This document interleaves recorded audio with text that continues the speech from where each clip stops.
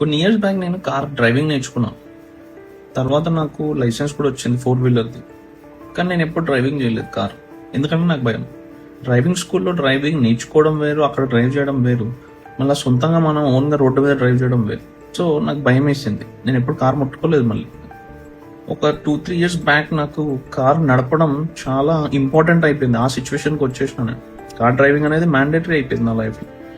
But నాకు భయం, practice పోయింది, నాకు టచ్ పోయింది. సో అదే టైంలో నాకు ఒక కొటేషన్ కనిపించింది. అదేంటంటే, you cannot learn driving in a parked car.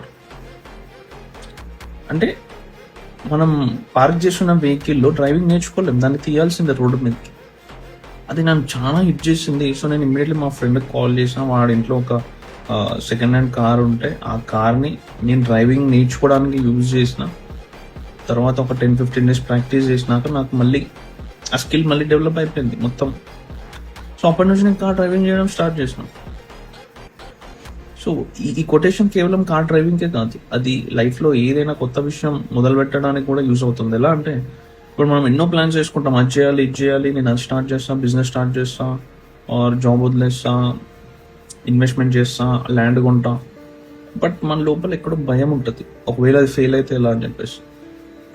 So ఆ భయం నిజమా కాదా మనకు తెలియదు, unless and until you are there investing money, doing your business. So this not only applies to car driving, this also applies to the daily life, the decisions you make.